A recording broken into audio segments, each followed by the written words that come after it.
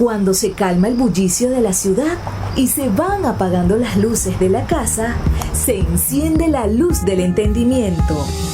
Desde este momento comienza Puerto de Libros, Librería Radiofónica, programa que contiene todos sus elementos tipo A. Puede ser escuchado por niños, niñas y adolescentes sin la supervisión de padres, madres o representantes. Comienza Puerto de Libros, Librería Radiofónica. Bienvenidos a Puerto de Libros, Librería Radiofónica, este espacio que hacemos con tantísimo cariño de lunes a viernes, de 9 a 10 de la noche, por la Red Nacional de Emisoras Radio Fe y Alegría, 23 emisoras conectadas para llegar a sus hogares con buenos libros, buenas ideas, con excusas para poder hacer un país mejor y encontrarnos en función del progreso. Esas semillitas del criterio que nosotros creemos que están en los libros y que si las regamos todos los días pueden florecer dentro del alma de cada uno de nosotros. La noche de hoy vamos a estar hablando de cine. Hemos estado conversando de cine en los últimos episodios de este programa y hoy tenemos a una dama, a una mujer que tiene un nombre que ya ustedes van a verme en el tejemaneje de pronunciarlo, pero que tiene que ver muchísimo con sus raíces. Ella es de ascendencia griega, pero también es la dueña de una tradición y de una conciencia de los venezolanos que lo ha dejado plasmada en su obra. Ella es nuestra invitada de esta noche, que es Efterpi Charalambidis. Creo que lo pronuncié bien y lo ensayé antes de decirlo.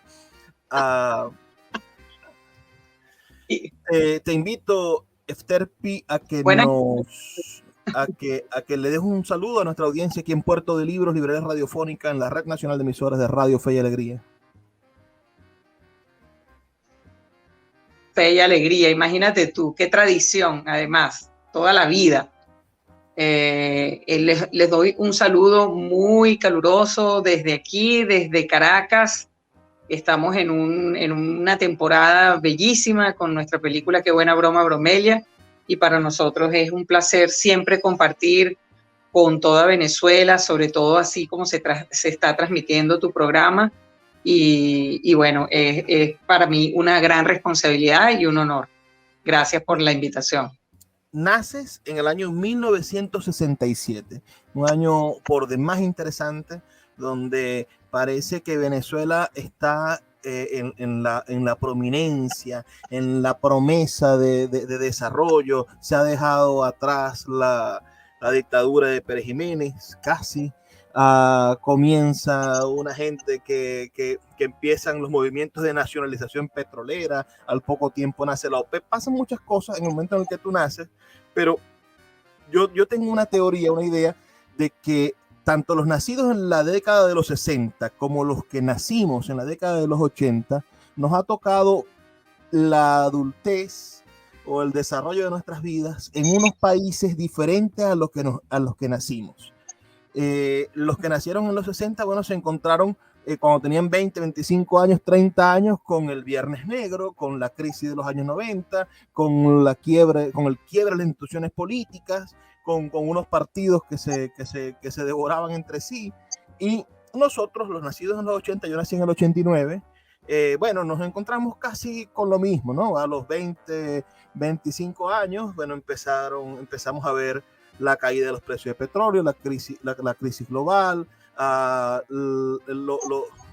especies de problemas políticos que nos han llevado hasta el devaneo de las noches de hoy, de las últimas elecciones, etcétera, etcétera, etcétera. Entonces, nacemos en medio de una promesa y nos toca asumir las riendas de nuestro destino para conformar un país mejor. Pero me gustaría muchísimo saber tu opinión sobre el nacimiento de esa Venezuela. ¿Qué es lo primero que para ti, no sé muy bien de tu infancia y tu ascendencia, pero qué es lo primero que para ti significa lo venezolano. En tu infancia, ¿qué fue lo primero que te hizo saber que estabas en Venezuela y que la identidad venezolana te pertenecía? La identidad venezolana. Mira, crecí en una casa donde se hablaban los dos idiomas, ¿no? Digamos que en casa se hablaba el griego, se habla el griego. Pero viviendo en Venezuela, teniendo ya mis padres su residencia aquí, pues hablábamos en español, sobre todo porque fuimos al colegio, ¿verdad? Ya yendo al colegio nos estábamos encontrando con que, bueno, trajimos más ese idioma a la casa. Nuestros padres nos hablaban en griego porque así se acostumbraron, ¿no? De hablar así en la familia. No por un asunto impositivo, sino una costumbre, pues, es costumbre. Mi mamá y mi papá se hablaban en griego, ¿no? Entre sí. Y nosotros, a su vez, ellos a sus hijos le hablaban en griego. Entonces yo crecí escuchando el griego, entendiendo el griego. Fuimos a un colegio, no colegio, sino que la comunidad griega de Venezuela, naciente en ese momento, tenía un programa especial para los chamos, los hijos de los inmigrantes, de los griegos. Íbamos los domingos a esas clases dominicales, ¿no? Creo que eran los domingos o los sábados, no me acuerdo ahorita. Era el fin de semana, me acuerdo, porque durante la semana no podíamos ir, mis padres trabajando, nosotros en el colegio. Y allí aprendimos griego, el griego, ya decir, bueno, vamos a escribir y vamos a leer en griego. Pero realmente mis hermanos y yo, que nacimos los tres aquí en Venezuela, yo soy la menor. Está mi hermana, mi hermano y yo. Te pregunto, imagino que tus padres vienen a Venezuela huyendo de la guerra en Grecia, ¿no? Huyendo de esa violencia y de persecución de la izquierda, persecución hacia la izquierda por parte de los movimientos protofascistas, pensemos, que estaban funcionando. ¿O por qué llegan a Grecia tus padres?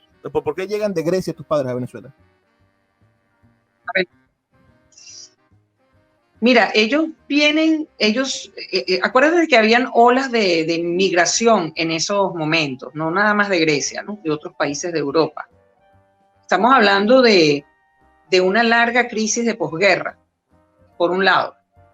Y también dependiendo de la posición económica que tienen estas personas que emigraron. Mis padres campesinos de la parte norte de Grecia, ellos vinieron de mis abuelos, mis bisabuelos, vinieron del Asia Menor, lo que es Turquía, pues, ¿no? Okay. Ellos pertenecen a esa ola de desplazados griegos, entre otras nacionalidades otras culturas, estaban los sirios, estaban los armenios, los griegos también, había asentamientos griegos en lo que hoy día Turquía. Todos huyendo de una desestabilización terrible, de guerras y de persecuciones y de derrocamientos de reyes que hubo entre el 50, el 60 y el 70. Sí, eso estuvo ocurriendo, pero en realidad, digamos que quizás en el momento decisivo para papá y para mamá, lo que ellos cuentan, pues lo que ellos nos han contado a nosotros, era la precariedad, pues, de la vida del campesino, pues, ¿no? Ellos no querían buscar un surgir, pues no veían delante de ellos que ellos pudieran surgir en el país de origen. Y decidieron que, bueno, vamos a buscar, pues, otras posibilidades. Obviamente había una ola de inmigrantes que se habían ido en años anteriores y eso fue una reacción en cadena, obviamente, ¿no? Esas migraciones europeas. Entonces, había un barco que salía para Venezuela, un amigo de papá, unos amigos de la misma localidad, del pueblo, entre sí empezaron a hablar, jóvenes al fin, queriendo encontrar un futuro para poder ganar dinero y también enviar dinero a Grecia, ¿no? Pues esa es la otra, o sea, es para ti y para la familia. Decidieron que, bueno, ok, vamos a probar entonces en Venezuela. Allá hay unos paisanos que parece que les está yendo bien. Y así fue como se vino mi papá. Mi papá se vino primero. Quiero decir, mi papá y mi mamá no se conocían. Entonces, se casaron por mamá viene después, porque casi, amigos en común, allegados en común, los juntaron, por decir así. Es decir, mi mamá estaba en Grecia y una amiga de la familia abordó a mi mamá y le dijo, mira, hay un buen muchacho en Venezuela que está buscando una esposa. Mira, esa historia es muy común y de esa época, entre los españoles que huían de la guerra civil, entre todos estos europeos, y esos matrimonios por correspondencia hicieron muchísimas familias. Yo creo que es una experiencia maravillosa y ahí debería salir otra película. Después nos comentarás sobre eso. Mira, pensado, pero Dios mío, es complicado, pero sí, eso está en la historia de mi familia. Ellos se conocieron por foto y mi mamá se vino acá a casarse con él, no a conocerse, no, a casarse. O sea, no era que ella iba a venir, iba a ver qué tal, no. Era una esposa, una mujer con quien formar un hogar, pues. Y mi mamá se vino griego, ¿no? 17 días en... Bueno, vamos a hacer una pequeña pausa, amiga mía. Son solamente 2 minutos para escuchar los mensajes de Radio Fe y Alegría. Estamos con Efterpi Charalambidis. Siempre se me chispotea. Es un nombre de las acentuaciones griegas. Y esto no es maracucho. No es maracucho, no es maracucho. Podría ser maracucho la mitad del nombre. Pero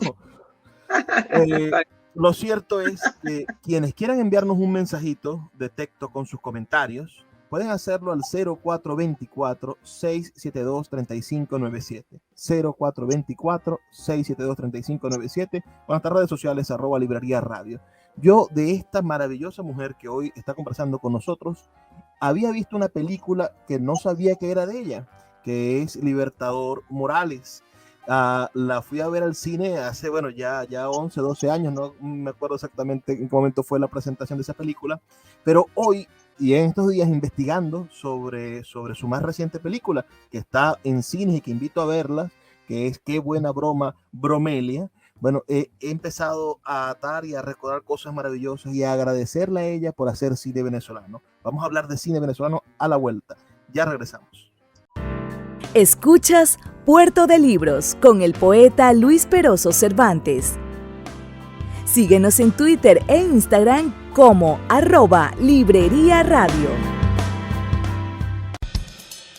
La librería Puerto de Libros, librería de autor, ya se encuentra en el Teatro Baral de Maracaibo. Puedes acercarte al maravilloso espacio del café del Teatro Baral y allí vas a encontrar un repertorio gigantesco de libros de nuestra librería Puerto de Libros, librería de autor. También puedes solicitar cualquiera de nuestros títulos a través de nuestra página web puertodelibros.com.be o a través de nuestras redes sociales, especialmente Instagram, @Puerto de Libros en Facebook, Twitter e Instagram. Puerto de Libros, la mayor librería virtual de Venezuela y ahora también en el Teatro Baral, patrimonio cultural de nuestro país.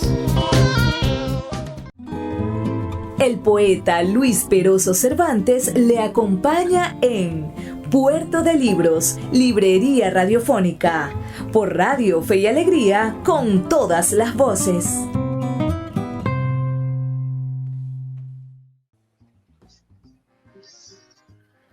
Seguimos en Puerto de Libros, librería radiofónica, esta noche con Efterpi Charalambidis, una venezolana con ascendencia griega que ha llegado hasta nuestro programa para hablarnos de su más reciente producción, de su más reciente película. Aquí hay varias cosas que hay que destacar. Primero, que la tradición de cineastas femeninas en Venezuela siempre ha sido como una especie de sello de calidad. Yo pienso en cineastas mujeres y pienso en la señora Benazarraf. No solamente pienso en esa hermosa película Araya, que es una obra maestra, sino que también pienso en su trabajo incansable al frente y en la fundación de la Cinemateca Nacional y en poder empezar a recoger, bueno, todos los fragmentos de cine que estaban dispersos en el país y darle un orden a este país que estaba siempre, que en el siglo XX se empezó a fundar como nación. Y después, cuando me preguntan nombres de mujeres, bueno, viene a mi mente la película La señora Schneider, esta Huele Pega, que también marcó muchísimo y fue una de las películas más taquilleras de Venezuela y que expuso mucho la manera de ver el cine venezolano, y al mismo tiempo se convirtió en una especie de paradigma del cine venezolano que muchos han criticado, bueno, porque se habla de la película del malandro, de la película de la violencia, de que el cine venezolano se encasilló en eso, pero es porque la señora Schneider, bueno, hizo ese género tan vívido y fue tan eficiente esa película en el mundo que por alguna mala suerte nos encasillamos en mantener o en cultivar ese género. Pero Charalandidis nos trae un género cómico, porque es que El Libertador Morales es sin duda una película esperanzadora, pero es también una comedia, y hoy se nos presenta otra película, una película también llena de valores, una película con un mensaje que ustedes y toda la familia debe ver, pero también con una vis cómica, con la posibilidad de irte a reír, aunque sea de las desgracias y de las cosas malas que suceden en el país. Esa tercera vertiente del cine es a propósito. ¿Tú crees que debemos de cultivar la comedia en el cine y dejar atrás un poco esos dramas al estilo al estilo culebrón de televisión, o esos dramas sociales tan profundos y tan afectados como los que nos hizo Chalbó o como los de la propia señora Schneider? Yo creo que el humor siempre es una vía para abrir el camino de la percepción, ¿no? Para que haya más voluntad de percibir una historia, ¿no? El humor. Hablo más del humor que de la comedia. ¿Y por qué digo el humor? Porque creo que el humor es un componente, es un ingrediente de la vida. Yo en el mismo día, y puede no pasar sino 5 minutos, puedo reír y puedo llorar, como la vida misma. Las películas son una composición de fragmentos de una vida o de la vida de un personaje principal y los colaterales, ¿no? Entonces, es así, es la vida misma. Entonces, Libertador Morales, el justiciero, que es una película que divierte, obviamente, porque hay una gran identificación con lo que somos nosotros como venezolanos, como el cotidiano venezolano, el cotidiano, el del salir a la calle. Nos identificamos con eso. Ese espejo nos hace reírnos incluso de las ocurrencias de lo que le ocurre, porque son cosas que te han pasado a ti. Uno se ríe también de las cosas que a uno le han pasado, ¿no? Pero no necesariamente pudiera etiquetarla como una comedia per se, ¿no? O sea, es una historia que nos lleva hacia algo profundo, algo serio que ocurre en la vida del personaje, incluso desde su pasado hasta lo que le está ocurriendo en el momento. Pero bueno, ahí hay un toque de acción también y de aventura. Claro, en Qué buena broma, Bromelia, el concepto hay otra cómico. El concepto de lo cómico, partiendo, y vengamos a hablar de lo griego, sin alusiones personales, partiendo de lo griego, viene de la idea en la cual los griegos o Aristóteles dividía la parte de la tragedia en los problemas irresolutos, porque era era el hombre luchando contra Dios. Entonces, regularmente los argumentos trágicos son argumentos en los cuales no hay solución, sino que debe haber un proceso de transformación a la aceptación. En cambio, en la comedia planteaba Aristóteles que era un género menor porque eran los problemas de los hombres entre los hombres. Y por eso vemos que el género cómico, aunque parezca divertido, aunque pensemos en la comedia como una estructura de pensamiento donde hay un cómico, alguien echando chistes, no es precisamente el significado completo de esa palabra, debido a que lo cómico también puede implicar alguna pelea, algún drama profundo, que es lo que pasa, creo yo, en Libertador Morales, que el hombre se está enfrentando a un problema de la moral del pueblo venezolano, de un país que pareciese que le da la espalda a los valores fundamentales, y él es el recuerdo de que no debemos darle la espalda a esos valores que son la honestidad, el desinterés, el amor por el país, y que el país no es una entelequia, sino que es el otro, el que tienes al lado.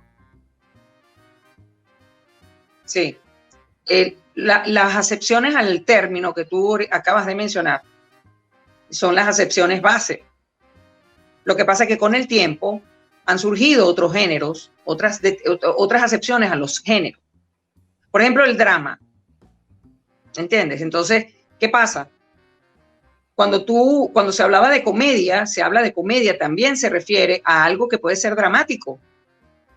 O sea, se habla de obras y la comedia tal y tal.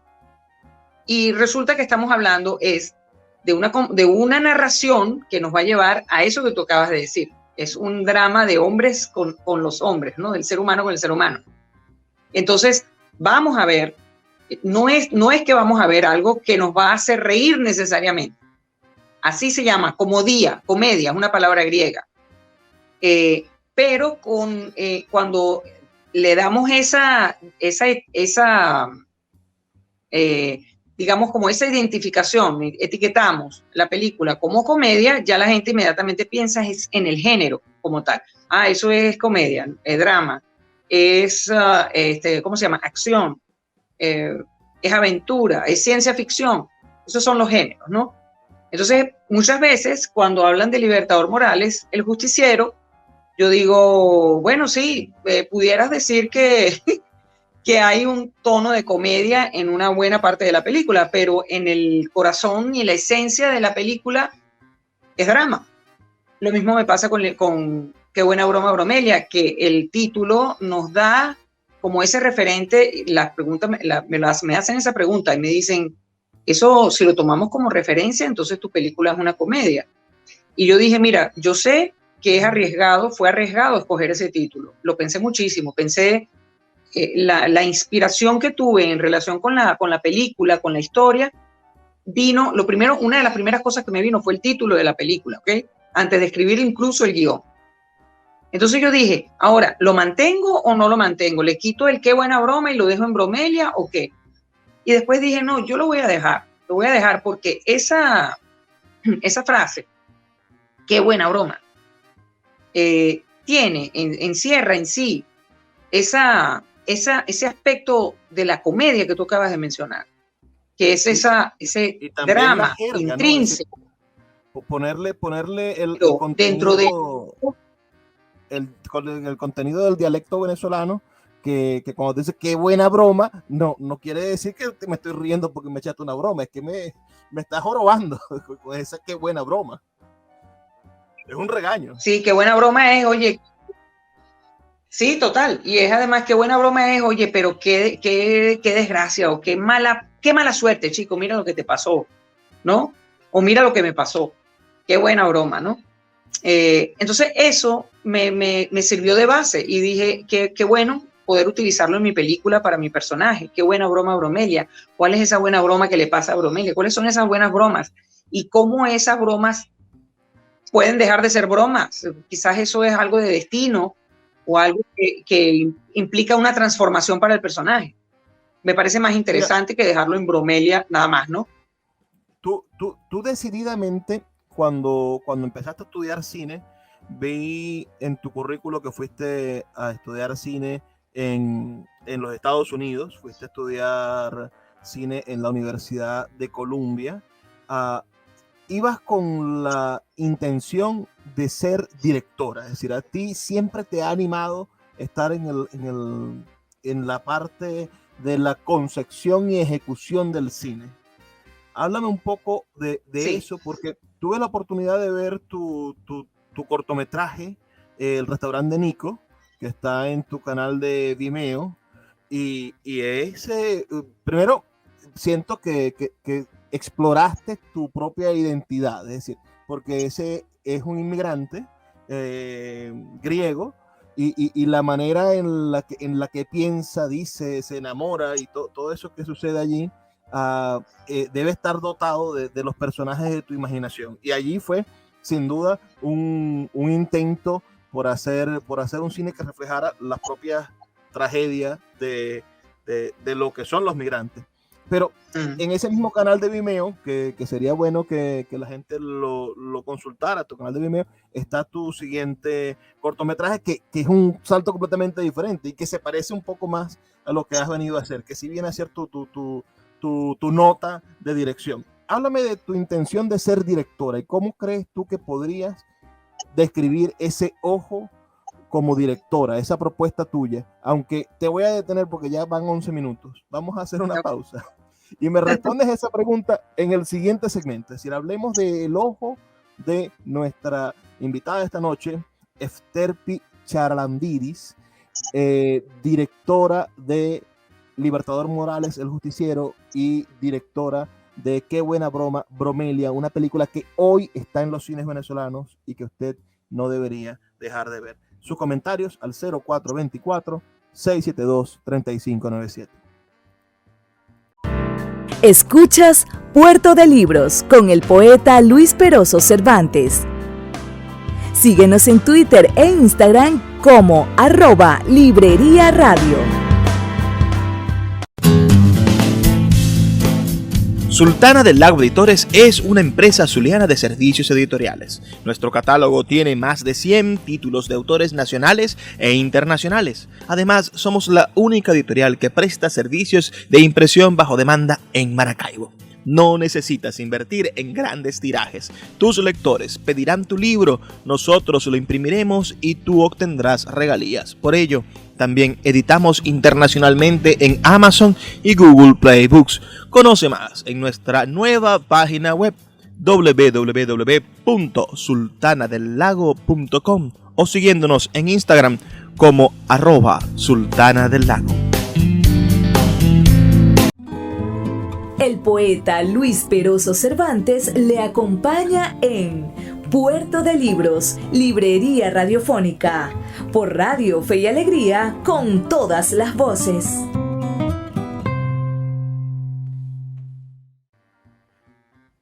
Seguimos en Puerto de Libros, Librería Radiofónica, y esta noche estoy con una mujer directora, heredera de una tradición de mujeres directoras maravillosas. No sé si es heredera, no sé si se siente de esa manera, pero yo la quiero ver así.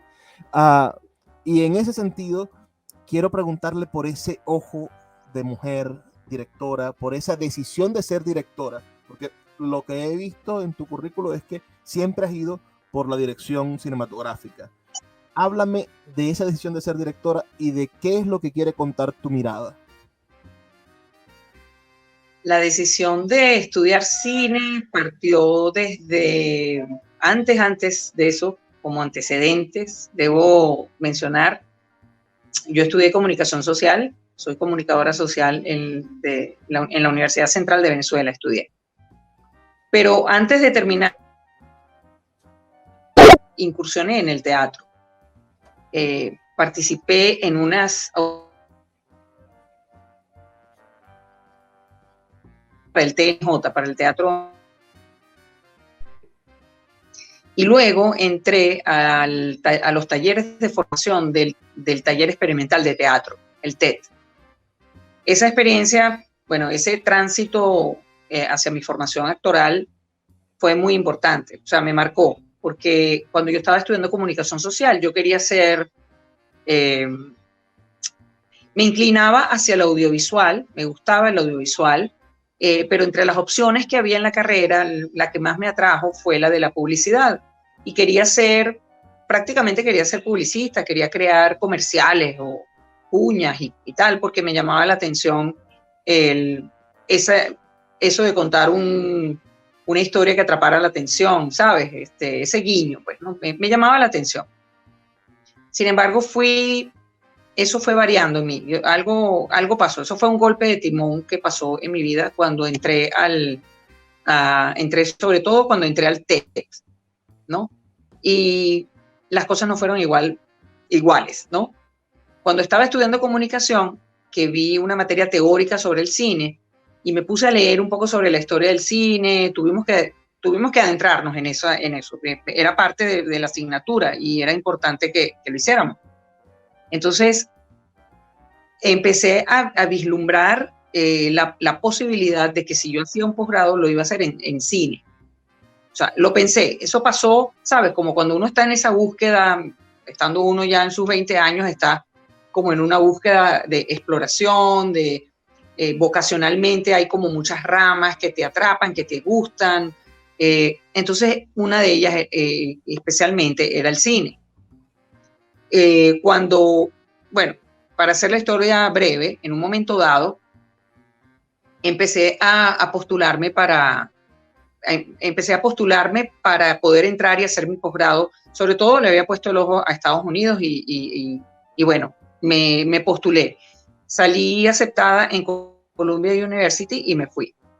Y desde allí empecé a formarme. Yo tenía 30 años, o sea, se puede decir que yo, después de haberme graduado, trabajé en audiovisuales. De hecho, trabajé, por cierto, en CanTV, era coordinadora de medios audiovisuales y hacíamos micros internos, e incluso yo elaboraba también conjuntamente con un equipo el noticiero interno de la empresa, y etcétera. Pero yo quería más, yo quería contar historias. O sea, había algo en mí que necesitaba hacer mi propia, hacer mis propias historias. Y me fui a hacer mi posgrado y sobre todo en la mención dirección. Pues ese era mi interés y sigue siendo mi interés. La Escuela de Columbia es una escuela que se inició como una escuela de guión cinematográfico.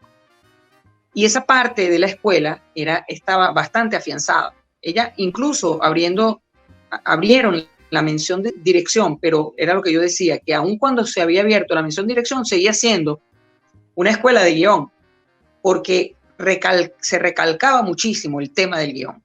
Tú ibas con una propuesta para la dirección y lo primero que se te preguntaba nuevamente en las clases, los profesores y todo, tenía que ver con preguntas sobre la historia, sobre la narración.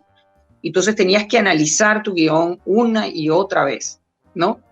Entonces, esa fue, digamos, esa fue la formación que yo tuve. Y yo sentí que, bueno, que ya tomando eso como base, empecé a buscar mi propia voz, porque ahí mismo en la escuela te dicen, busca tu propia voz. Vemos muchos referentes, obviamente, ves películas de grandes realizadores, sobre todo hombres, por cierto, y tal, aunque vimos también referentes latinoamericanos, referentes de África, me acuerdo. La escuela era bastante completa en eso. O sea, las clases que yo recibí ahí fueron muy importantes, pero yo tenía que buscar mi propia voz.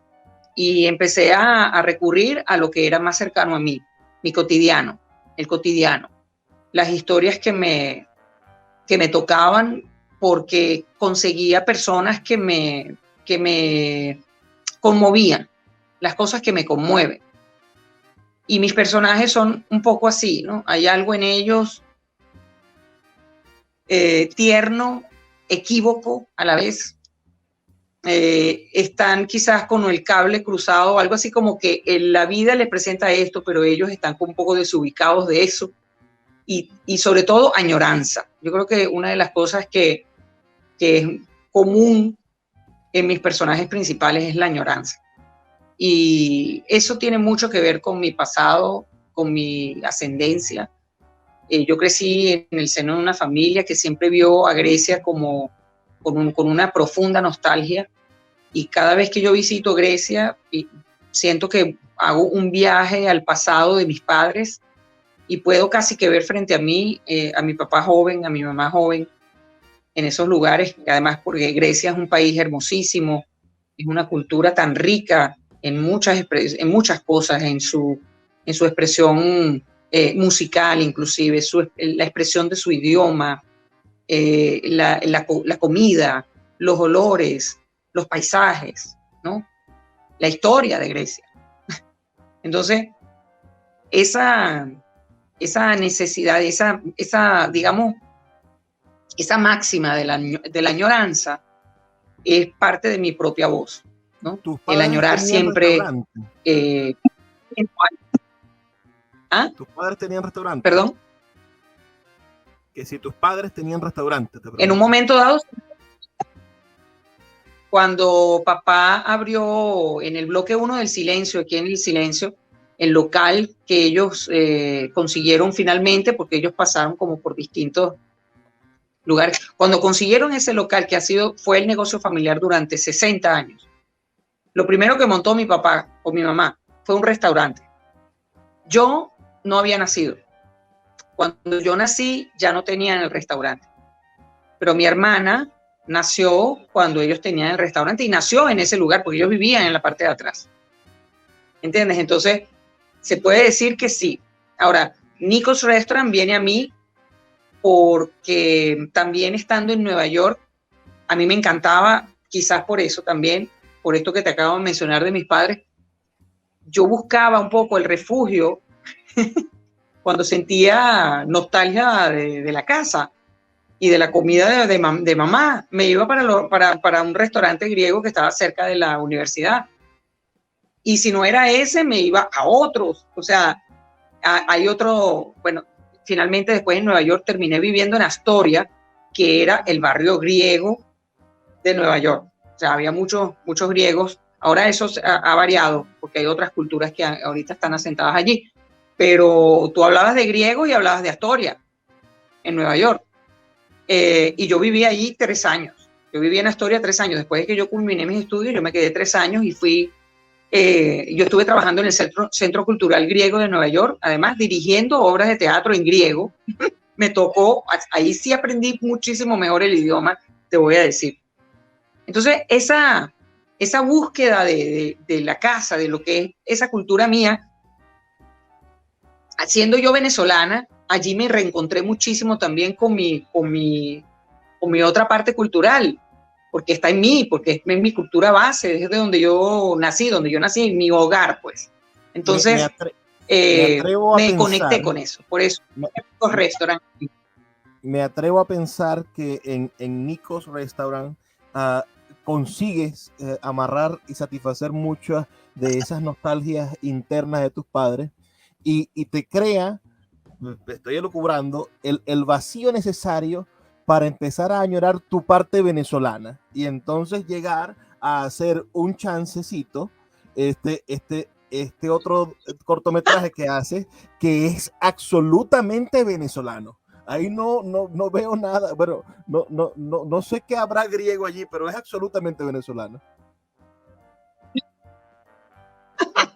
Qué interesante que me hagas esta pregunta y me encanta que hayas hecho este análisis, porque a veces retrospectiva de mi trabajo, nadie mejor que otra persona para analizarlo, mejor que uno mismo, porque es que necesitamos que alguien nos diga eso, ¿sabes? A veces me dicen, ¿cuál es tu voz? Dime tú, ¿cuál es mi voz? ¿Cómo se oye mi voz? Porque sinceramente me interesaría saber. Yo tengo fanáticos de mi primer corto y tengo fanáticos de mi segundo corto. O sea, tengo mis Nico's Restaurant fans y tengo mis fans del chancecito. Y son 2 historias que hablan de mí y soy yo. El hilo conductor soy yo, si te pones a ver. Obviamente en Nico's Restaurant también hay un toque ahí, pero un toque más hacia lo latino, ¿no? No meramente lo venezolano. Ojo, lo latino en Nueva York, eso que yo conseguí en Nueva York, que también era un refugio para mí, porque no eran muchos venezolanos los que había en Nueva York para tú sentirte, bueno, en casa. Cuando yo supe que había un lugar donde vendían comida venezolana, arepas y tal, me fui para allá. Yo todavía recuerdo un día que con una amiga venezolana salimos una noche con un par de amigos venezolanos, una pareja, y ella me dice, ay, Terpi, vamos para este lugar, ¿sabes qué? Venden frescolita. Mira, Y yo, estamos caminando por las calles de Nueva York, y yo, Frescolita, no te lo puedo creer, vamos. Frescolita, hasta la Frescolita estábamos extrañando, por favor, ¿me entiendes? Entonces, bueno, imagínate, estar en Nueva York era muy, muy diverso, porque además yo iba para un diner griego y los que trabajaban detrás del mostrador, el dueño y sus socios griegos que trabajaban detrás del mostrador, pero en la cocina y también como mesoneros trabajaban, qué sé yo, un mexicano, un colombiano, un no sé qué. Entonces yo llegaba allí y me hablaban en griego, los señores que me hablaban en griego, al preguntarme mi nombre, Efterpi, y empezaban a hablarme en griego. Pero yo entendía perfectamente lo que decían a sus espaldas los otros, el cocinero y los otros que estaban ahí. Porque yo era greco-venezolana, a los mismos griegos les resultaba muy extraño. ¿Cómo así tus padres emigraron para Venezuela? ¿Cómo así? Porque la mayoría de los griegos emigraron para Estados Unidos, Australia, incluso Argentina, si te pones a ver. Venezuela, ¿dónde queda eso? Me preguntaban muchas veces, ¿sabes? Y yo les decía, bueno, en América del Sur. Era muy interesante, pues yo me sentía me sentía en casa estando allí, pero me sentía extraña, como un bicho raro, ¿sabes? Una greco-venezolana. Eres las dos cosas, pero eres las dos cosas y no eres una sola. Entonces, ¿cómo manejamos eso? Era muy interesante, o sea, me lo vacilaba, me hacía sentir extraña. Vamos a hacer una pausa, ya volvemos, son 2 minutos para escuchar los mensajes de Radio Fe y Alegría y regresamos con esta entrevista con Efterpi Karalambidis. Escuchas Puerto de Libros con el poeta Luis Peroso Cervantes. Síguenos en Twitter e Instagram como @Librería Radio. Seguimos en Puerto de Libros, Librería Radiofónica con Efterpi Karalambidis. Hay que buscar el acento, se me cae. Pero lo cierto, Charalambidis. Charalambidis. Que por favor este nombre que le da tanta identidad a nuestra invitada de esta noche, no les cohíba de ir a ver su maravillosa película Qué broma, Bromelia. Qué buena broma, Bromelia. Porque el tema de esta película, señores, ya vamos a recapitular un poco. Ella tiene un cortometraje que pueden ver gratuitamente en internet que se llama El restaurante de Nico, está subtitulado al español. Pueden ir a su mismo canal de Vimeo y allí van a ver el chancecito, que es verdaderamente para morirse de la risa. Y después pueden también ver allí, ella lo tiene disponible, su película, el Libertador Morales, El Justiciero, que además creo que es la primera película en ese tono de conseguir una especie de superhéroe venezolano, no superhéroe porque tenga superpoderes, sino porque es un hombre que tiene una super moral, que tiene esta cosa que lo hace especial y que lo hace un ejemplo a seguir. Yo prefiero tener a un Libertador Morales que a un Superman, porque Superman no tiene defectos y es irrealizable, pero prefiero creer que existen muchos libertadores morales en su motico ayudando a la gente por Venezuela, que uno parece que los conoce, uno parece que los puede reconocer en la calle. Y hoy, en este 2022, grabada, filmada, ya me vas a decir cuánto tiempo fue el rodaje, pero se estrenan en todas las salas de cine nacional, la primera película que se estrena venezolana en las salas de cine de este 2022, se estrena Qué buena broma, Bromelia, que es una película que trata de un tema bastante peleagudo, de una mujer que estaría, como dicen las abuelitas, para vestir santos ya, y que se consigue al que podría ser el hombre de su vida, y sale embarazada.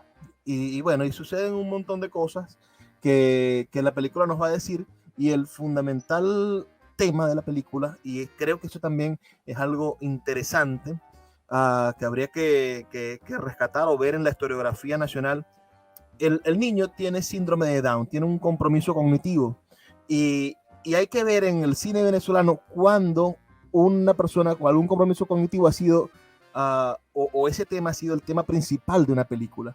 Yo creo que bueno, que hay han metido algunos directores, bueno, que sea un loquito, que sea una persona con alguna discapacidad, que sea alguna persona con compromiso colectivo. La propia película Huele Pega tiene a un personaje principal que tiene un compromiso cognitivo, pero no es el tema de la película. En cambio, aquí es un tema, es el debate contemporáneo sobre de qué manera debemos amar a los niños con síndrome de Down, de qué manera la familia y el venezolano trata este tema, porque parece un tema tabú en nuestra sociedad, parece que es algo de lo que no se habla y es natural que suceda porque le puede suceder a cualquier persona en cualquier parte del mundo. Entonces, esta dama que hoy nos acompaña es una mujer que le gustan los temas complicados, es decir, la creación de un patrón moral y de este lado el asunto de la moral venezolana con un tema tan peliagudo como la maternidad después de los 40 y el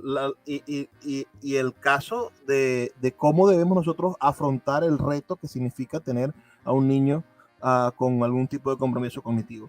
Háblanos de esta película. ¿Cuánto tiempo tardaste en rodarla? ¿Cuánto tiempo estuvo en postproducción? Y ahora las dificilísimas condiciones de lanzar una película saliendo de la pandemia, porque hay que reacostumbrar a la gente a ver cine. ¿Cómo ha sido este periplo, esta travesía casi odisea griega que te ha tocado con Qué buena broma, Bromelia? Qué buena broma, Bromelia se rodó en el año 2018. Fueron 8 semanas y 3 días. Justamente hace 3 años. Por esta época nosotros estábamos rodando. O sea, por el mes de febrero nosotros estábamos rodando. Luego iniciamos la postproducción con una pausa de 2 meses porque decidí finalmente adquirir la computadora para poder editar.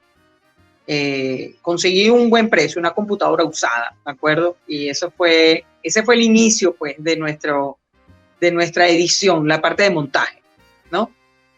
Eso transcurrió de una manera, además, bellísima, porque, bueno, el rodaje fue bellísimo, fue una experiencia con el estrés típico de un rodaje, obviamente, pero con un espíritu, internamente con un espíritu muy sabroso, de mucha armonía, mucha alegría, pues, no sé, era el espíritu de Bromelia, pues, de la historia en sí, porque la historia encierra muchísimas emociones, encierra un drama que toca mucho el corazón, pues, de la gente, y tiene que ver con lo humano, y hay un elemento de ternura, un componente muy grande de ternura, o sea, está muy presente en la película cuando llega este niño con síndrome de Down a la vida de Bromelia, que están representados por Matías Mejías, que hace su debut también en la película. Y también hay una perrita bellísima que forma parte del elenco. Entonces, iniciamos todo ese proceso de postproducción, del montaje. Iniciamos otro proceso en simultáneo, mis conversaciones con Aquiles Báez para la música. Él ya había hecho la música previamente, la música de la coral infantil que aparece en la película, una coral de chamos especiales, chamos y jóvenes especiales que aparece en la película. La creamos para esas escenas, contigo, ¿no? Está compuesta por ¿no? Aquiles Báez había trabajado contigo en otra producción. Sí, Aquiles Báez ha hecho la música del Chancecito y de Libertador Morales el Justiciero. Y aquí llega estamos entrando, hemos transcurrido por distintas tonalidades, ¿no? Siempre se mantiene un poquito el tono tropical, eso siempre lo vamos a tener porque, bueno, nos gusta. Y bueno, a Aquiles se le da automático, pues, es muy bueno en eso. Entonces, yo contacté a Aquiles primeramente porque además necesitábamos tener el tema ya grabado, o por lo menos la pista, para grabar las escenas de la coral infantil durante el rodaje. Ya había compuesto ese tema maravilloso, que es el tema un tema principal, es uno de los temas principales de la película. Somos especiales, se llama. Letra y música de Aquiles Báez, bellísimo. Y bueno, después de eso, cuando estábamos en el montaje, Aquiles y yo estuvimos conversando bastante acerca de la musicalización de la película, todas las piezas musicales, los cues musicales que iban a entrar en la película. Y trabajamos en muchas ocasiones juntos, pues. Fue un proceso que fue un proceso, no fue una cosa de, mira, te doy este trabajo, nos vemos unas cuantas veces y ya. No, fue un proceso de conversación, de ir con la guitarra a improvisar algunas cosas, de él haciéndome preguntas, volvernos a encontrar para ver qué es lo que él ha creado, etc. Luego vino todo el asunto del diseño sonoro también, en simultáneo también. Todo eso llevó bastante tiempo y con algunas interrupciones por X o Y, Z, llámese asuntos personales, temas de salud, los apagones también entraron ahí a jugar un rol, los apagones del 2019. El tema del dinero, que gracias a Dios conseguí que en la película es productor George Delianides, que bueno, es parte de nuestra familia, y bueno, él y su familia nos han hecho ese acto de fe de poder darnos el apoyo para poder finalizar la película también, para poderla llevar a cabo. La película tiene apoyo del SENAC, tiene apoyo de la Villa del Cine, pero con la devaluación que era muy vertiginosa, sobre todo en el año 2017, 2018, acuérdate que vinieron 2 conversiones de la moneda también en este periodo. A veces el dinero no alcanzaba. El apoyo de la Villa fue buenísimo para el momento del rodaje, pues nos apoyaron con el equipo, con las cosas que ellos podían proveer, pero ya después entramos en una etapa de postproducción que necesita dinero, pues. Entonces, estábamos casi listos, por decir así, lo que faltaba era la mezcla sonora, básicamente la mezcla sonora, y terminar detalles de colorización, para después llegar pues al conformado y el DCP. Cuando surgió la pandemia, eso nos detuvo, eso hizo que los procesos también se hicieran un poco más lentos, se postergaran cosas, ¿no? No nos podíamos encontrar en el estudio, por ejemplo, para escuchar el surround, ¿no? El 5.1. Entonces teníamos que hacerlo un poco a la distancia, hasta que por fin sí pudimos entrar al estudio en semana flexible, etc. Y ahorita, cuando ya por fin empezamos el 7+7, ya estábamos acostumbrados, empezamos a tener conversaciones con Cines Unidos, como solicitando pues la distribución por parte de ellos. Ellos lo hacen a través de Mundo de Película, y empezamos a conversar en el tiempo, mientras yo podía finalizar el DCP y todas esas cosas, acerca del momento apropiado para poder estrenar la película. Ellos tienen también su competitive con los distintos estrenos que ellos van a tener en el tiempo, en cada semana. Entonces, bueno, finalmente nosotros propusimos como fecha febrero. Habíamos propuesto una fecha, incluso habíamos propuesto el 17 de febrero, pero después decidimos adelantarnos más. O sea, decimos no, porque el competitive traía otros estrenos por ahí, y dijimos, ok, vamos a irnos adelante. Eso hizo que nos convirtiéramos en la primera producción nacional que se estrena en el 2022. Entonces, eso ha generado también muchísima atención por parte de ustedes, por parte de los medios. También coincidió de una manera, yo diría hasta, bueno, por destino, con la celebración del Día Nacional del Cine. Entonces, bueno, se hizo una proyección especial para los trabajadores cinematográficos, nos invitó el SENAC, la plataforma del cine, pues nos invitaron para poder hacer esa proyección, y fue muy emotivo, fue muy bonito encontrarnos allí. Eso fue antes de que se estrenara la película en las salas de cine, una función especial. Y bueno, finalmente estrenamos el 3 de febrero y estamos en cartelera, y estamos en esa carrera, en esa corrida, que es bastante difícil, Luis, bastante difícil, bueno, porque muy cuesta arriba para las películas nacionales, pues remontar esa cresta para que el espectador haga el acto de fe de invertir su entrada en escoger la película venezolana por encima de las producciones extranjeras.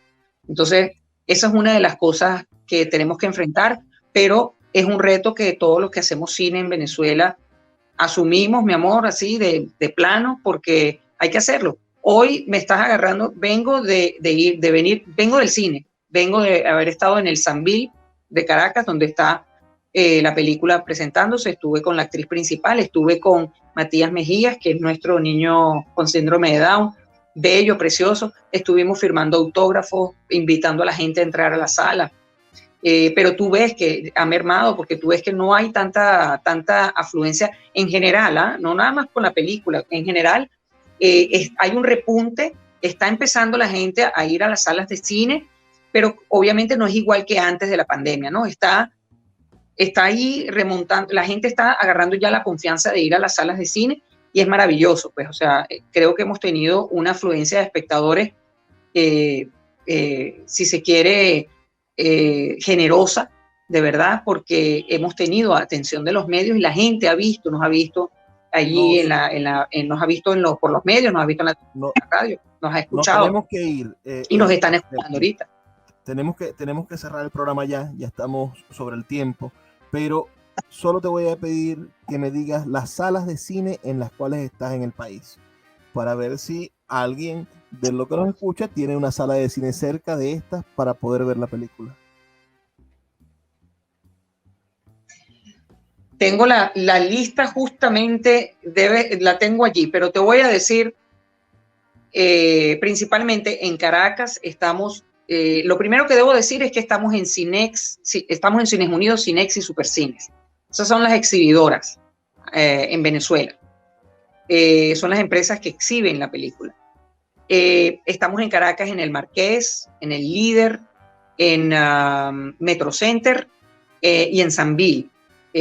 También estamos en Cinex Tolón, estamos en el Multiplaza, estamos en los Próceres, en el interior del país estamos en todos los Sambiles de las principales ciudades, para no mencionar así a cada una, pero sí estamos en Valencia, estamos en Maracaibo, Sambil Maracaibo, estamos en Margarita, ahí estamos también en Maracay. Por ejemplo, estamos en Los Aviadores y en Las Américas. También estamos en Barquisimeto, estamos en Barinas. Anzoátegui también está, la película también se está mostrando en Anzoátegui. Y bueno, muchísimas otras ciudades que ahorita son más de 20 salas, son 22 salas en las que estamos en este momento. Amigos, todos los que nos escuchan, por favor, vamos a hacer un pequeñísimo pero maravilloso esfuerzo.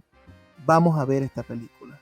Acerquémonos de verdad a una sala de cine, y si por alguna razón, bueno, en tu población no hay esta sala de cine, pienso que nos escuchan en el Nula, en Tucupitas, en Puerto Ayacucho, en muchas partes del país. Bueno, no perdamos la esperanza de poderla ver muy pronto, cuando entre, ojalá que entre en una de estas plataformas de streaming y que estés en conversaciones para distribuirla globalmente en estas plataformas. Espero que sí. Y espero que cuando se hace el lanzamiento nos regales otra entrevista para que hablemos del lanzamiento global de la película.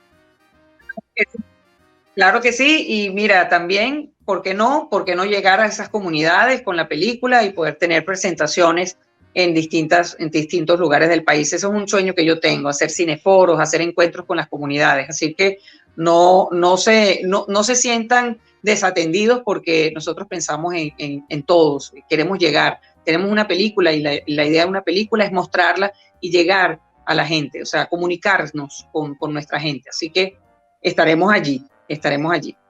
Muchísimas gracias, Efterpi, por darnos esta entrevista, y a todos ustedes que nos han escuchado esta noche. Vamos a recordarles que estamos aquí de lunes a viernes, de 9 a 10 de la noche, por la Red Nacional de Emisoras Radio Fe y Alegría. Trabajo para ustedes Luis Pérez Cervantes. Por favor, sean felices, lean poesía.